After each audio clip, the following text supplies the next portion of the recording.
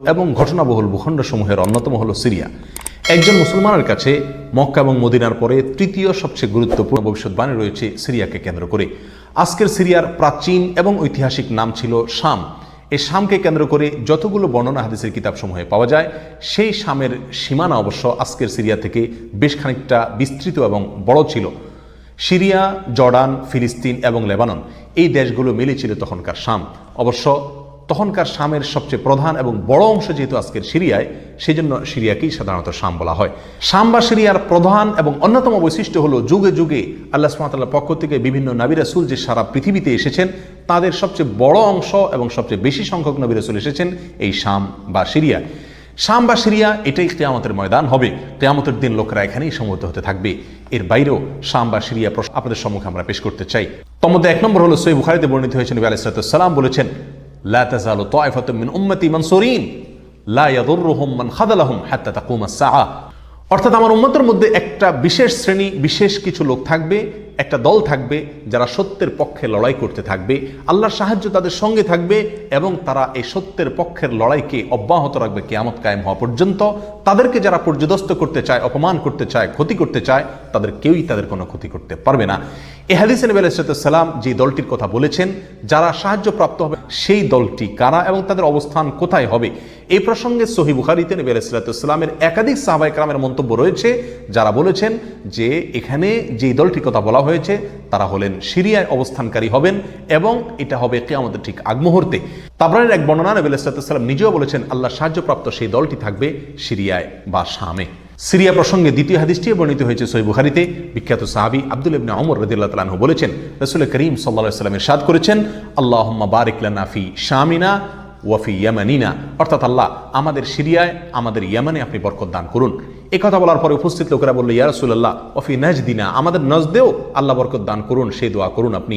নবী আলাইহিস সালাম তাদের কথায় কর্ণপাত না করে আবারও বললেন, তার পুনরাবৃত্তি করলেন এবং পরিশেষে বললেন, নাজদ সেই জায়গায় তো ফিতনা ফাসাদ হবে, সেখানে তো হত্যা মারামারি খুনাখুনি হবে, সেখানে তো ভূমিকম্প দেখা দিবে এবং সেখান থেকে তো শয়তানের শিং উত্থিত হবে, সেখান থেকে তো শয়তানের শিংয়ের আবির্ভাব ঘটবে, বের হবে।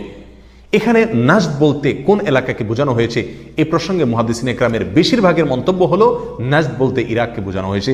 নাজদ বলা হয় উঁচু অঞ্চলকে, আরবের বিভিন্ন অঞ্চলকে নাজদ বলা হয়। হেজাজ এটাকেও নাজদ বলা হয়, যেটা সৌদি আরবের ভিতরে, আর ইরাককেও নাজদ বলা হয়। সহিহ বুখারীর বিশ্ববিখ্যাত ব্যাখ্যাতা আল্লামা কিরমানী রাহমাহুল্লাহ এবং আল্লামা খাত্তাবী রাহমাহুল্লাহ এবং আল্লামা ইবনে আব্দুল বার রাহমাহুল্লাহ সহ অনেক বড় বড় মুহাদ্দিসিন একরাম এবং হাদিসবিদগণ বর্ণিত নবী আলাইহিস সালামের এক হাদিসে পরিষ্কারভাবে নবী ইসলাম নিজেই বলে দিয়েছেন এখানে নাজদ বলতে ইরাককে বোঝানো হয়েছে।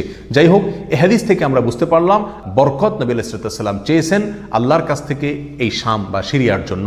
তাহলে এই শাম বা সিরিয়া এটা গুরুত্বপূর্ণ একটি জায়গা এবং নবী সাল্লাল্লাহু আলাইহি ওয়াসাল্লামের কাছে খুবই প্রিয়, আল্লাহর কাছে খুবই তাৎপর্যপূর্ণ একটি ভূখণ্ড। তৃতীয়ত যে হাদিসটি আমরা এই প্রসঙ্গে পেশ করতে চাই, সেটি বর্ণিত হয়েছে সুনানে আবু দাউদে এবং মুসনাদে আহমদে। নবী আলাইহিস সালাম থেকে বর্ণনা করেছেন আব্দুল্লাহ ইবনে হাওয়ালা রাদিয়াল্লাহু তাআলা আনহু, তিনি বলেন যে রাসূল করিম সাল্লাল্লাহু আলাইহি ওয়াসাল্লাম আমাকে বলেছেন, দেখো যখন তুমি দেখবে যে খেলাফত পবিত্র ভূমিতে অবতরণ করেছে, নেমেছে, এসেছে, প্রতিষ্ঠিত হয়েছে, তখন তুমি ধরে নিবে যে কিয়ামত খুবই সন্নিকটে এসে গেছে। এই হাদিসে নবী আলাইহিস সালাম পবিত্র ভূমিতে যে খেলাফত অবতরণ করলে কিয়ামত নিকটবর্তী এটা বোঝা যাবে বলেছেন। এখানে পবিত্র ভূমি বলতে তিনি বুঝিয়েছেন আগে এবং পরের আলোচনাকে পর্যালোচনা করলে সেটাই পরিষ্কার হয়ে যায়। সিরিয়া প্রসঙ্গে চতুর্থ যে হাদিসটি আমরা পেশ করতে চাই, সেটি সুনান তিরমিজিতে বর্ণিত হয়েছে।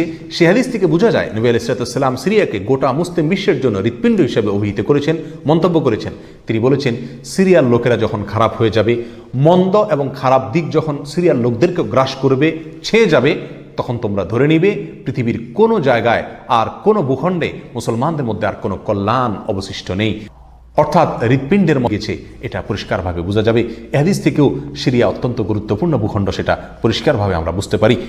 সিরিয়া প্রসঙ্গে 5 নম্বর হাদিসটি বর্ণনা করেছেন আবু হুরায়রা রাদিয়াল্লাহু তাআলা আনহু, আর এটি বর্ণিত হয়েছে সুনানে ইবনে মাজাহ। নবী আলাইহিস সালাম বলেছেন, একটা সময় আসবে যখন গোটা বিশ্বে বড় বড় যুদ্ধ বিগ্রহ সংগঠিত হবে, বিশ্বজুড়ে যখন বড় বড় যুদ্ধ দেখা দিবে এবং তখনকার আধুনিক যত অস্ত্রশস্ত্র এগুলিতে তারা সজ্জিত থাকবেন এবং সত্যের পক্ষে লড়াই করতে থাকবেন। তাহলে চরম সংকটময় পরিস্থিতিতে আল্লাহ সুবহানাহু ওয়া তাআলার একটা বিশেষ সাহায্য এবং অনুগ্রহ আমরা দেখতে পাচ্ছি, আর সেটা অবতীর্ণ হবে, সেটা নাজিল হবে এই সিরিয়ার দামেস্ক নামক শহরে। নাম্বার 6, সিরিয়া প্রসঙ্গে নবী আলাইহিস সালামের আরেকটি তাৎপর্যপূর্ণ ভবিষ্যদ্বাণী রয়েছে, যেটি বর্ণিত হয়েছে সহিহ মুসলিমে। বর্ণনা করেছেন সাহাবী নওয়াস ইবনে সুমআন রাদিয়াল্লাহু তাআলা আনহু। তিনি বলেছেন, নবী আলাইহিস সালাম একবার দাজ্জাল প্রসঙ্গে দীর্ঘ এবং বিশদ আলোচনা করলেন। একটা পর্যায়ে অবতরণ করবেন মূলত সিরিয়ার দামেস্ক নামক শহরের, বর্তমান যে রাজধানী সে দামেস্ক শহরের পূর্ব অঞ্চলের একটি উঁচু এবং সাদা মিনারায় তিনি অবতরণ করে দুনিয়াতে আসবেন। এসে সারা পৃথিবী জুড়ে তাণ্ডব চালানো দাজ্জালের বিরুদ্ধে তিনি লড়াই করবেন এবং সিরিয়ার এই লুদ নামক জায়গায় তিনি দাজ্জালকে হত্যা করবেন। একজন মুসলমানের কাছে যে সিরিয়ার ভূখণ্ডটি অত্যন্ত তাৎপর্যপূর্ণ তা পরিষ্কার। কিয়ামতের পূর্বে ইয়েমেনের হাজরামাউত নামক শহরে সেখানে আগ্নোৎপাত দেখা দিবে, আগ্নেয়গিরি দেখা দিবে এবং সে আগুন মানুষকে ধাওয়া করতে থাকবে। সেই পরিস্থিতি আসলে কিয়ামতের ঠিক পূর্ব মুহূর্তে আমরা কি করব, এই প্রসঙ্গে সাহাবায়ে কেরাম নবী সাল্লাল্লাহু আলাইহি ওয়াসাল্লামের কাছে দিক নির্দেশনা চাইলে তিনি বললেন, আলাইকুম বিশাম, তোমরা শাম বা সিরিয়ায় গিয়ে আশ্রয় নিবে। অন্য এক হাদিসে আসছে নবী সাল্লাল্লাহু আলাইহি ওয়াসাল্লাম বলেছেন, একটা সময় আসবে যখন 3টা জায়গায় একসঙ্গে যুদ্ধ চলবে, কোন পক্ষের হয়ে লড়াই করার জন্য নির্দেশ করবেন? নবী সাল্লাল্লাহু আলাইহি ওয়াসাল্লাম বলেছেন, তুমি শামের হয়ে অর্থাৎ সিরিয়ার হয়ে তুমি লড়াই করবে, আর যদি সিরিয়া হয়ে লড়াই করার সামর্থ্য তোমার না থাকে তাহলে ইয়ামানের পক্ষ তুমি অবলম্বন করবে।